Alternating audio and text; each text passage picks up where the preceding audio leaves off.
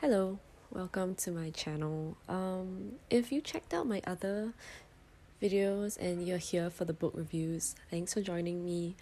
I have 3 books today to share that are pretty pessimistic. I'm titling this video 3 books for your cynicism, I guess. Basically, the world is effed up. I'm not cursing because I don't usually curse, but one of the titles has a curse word in it, so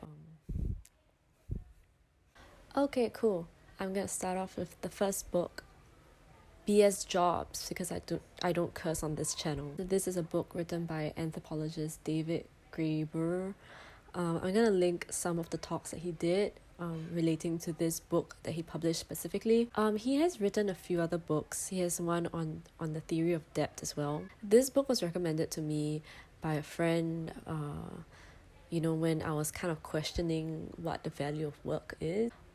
It's kind of hard to explain. I find his argument overall interesting, but his specific points are not really very convincing. But I do think that he has some kind of a point, because many people have responded in resonance to the things that he brought up. So a lot of people think that their jobs are completely meaningless and pointless, and he has little different subcategories for what kind of BS job you're doing. Reading this before job hunting was very, very demoralizing.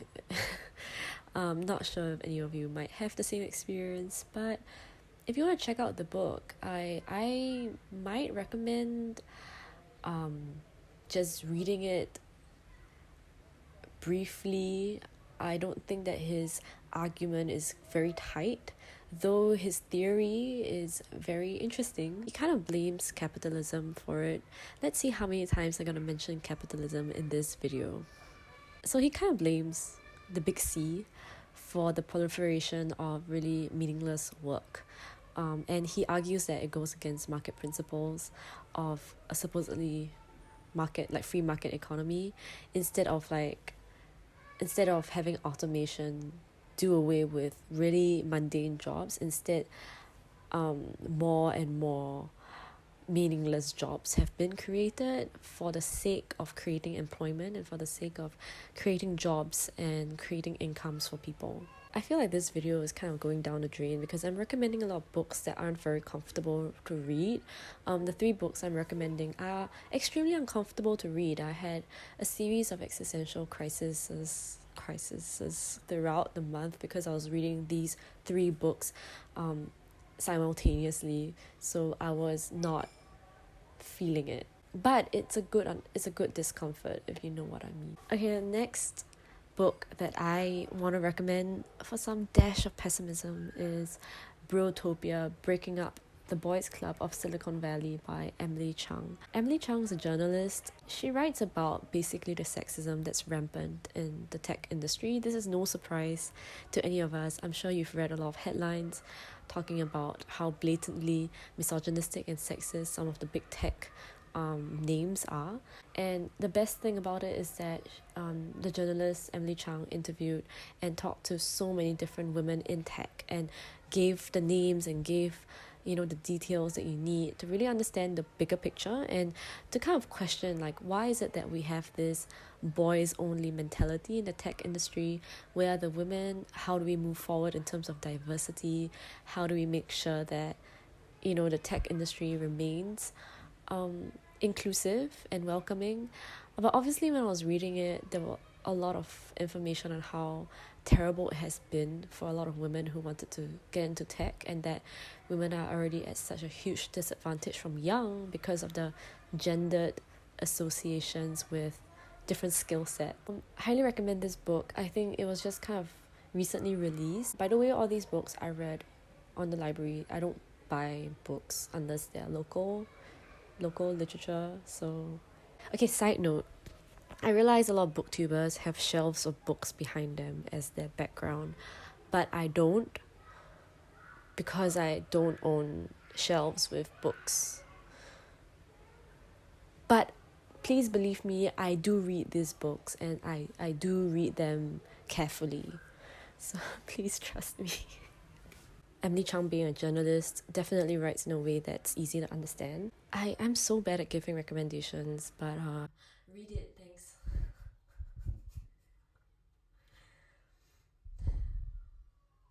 And I saved the last book for the most sobering book possible. The book is This Changes Everything: Capitalism versus the Climate by Naomi Klein. Now, if you have been reading a lot of nonfiction, you might have come across her name before. She's a very prolific journalist, and she's written quite a few quite a few controversial or maybe just like really media attention worthy books. She writes a lot of critique about capitalism and globalization and neoliberalism. These are really big words. You don't have to know them. But I will put a disclaimer that yes, her writing is very heavily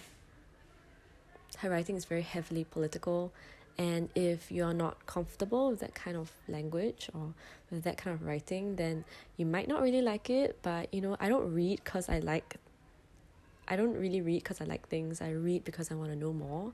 And this book has really pushed me into a very uncomfortable zone, because definitely it woke me up a lot. I mean, reading this, I've never really read about climate change prior to this book, and reading this book has made me feel like, oh, shit. I think there's nothing that can refute the amount of information and the amount of experience that she has on the ground. She talks to a lot of activists, and she's a journalist, and she talks to a lot of people of position and power as well. I'm gonna link a talk that she did on this topic. I'm still watching the whole thing, but basically she really argues that it's really possible to move to renewable and clean energy, and that transition is not being done fast enough, and that a lot of oil companies and fracking, etc., they are in positions of power where they maintain that dependency path at the detriment of all of us. It took me a while to get through this book because it was quite dense. The way that she writes definitely is kind of a very thick description of the things that she has seen, but I think periodically she has quite a lot of very humane, very human, person-to-person stories we've interwoven throughout all the statistics and the data and the treaties. And she really tells you as it is. She tells you all the treaties, and she has solid citations. So those are the 3 books that I'm recommending in this video. Honestly, I'm not gonna lie, I won't say that I had a fantastic time reading these books. As a result, my reading list for July is definitely a lot more optimistic, because I gotta level that negativity a bit. But I would say that I have learned a lot. I read these books and I have been questioning my paradigms a lot more. I am trying to find books that are a bit more empowering and a bit more about activism. That's it from me. I mean, if you're staying here for these books, thanks so much. Let me just reiterate, I read a lot of books for knowledge and to push myself, so I completely get it if you don't enjoy these books, but I have seen a lot of reviews about these books, and people have greatly enjoyed the way that it pushes them to think beyond their comfort zones. So if you enjoy that, then yeah. Wait, I don't know how to say this, but it shouldn't be pleasurable. It should be challenging, but in a fruitful way. Thanks for watching once again, and comment, subscribe, I suppose, and I'll check you out, and I'll see y'all in the next few videos or so. Cool.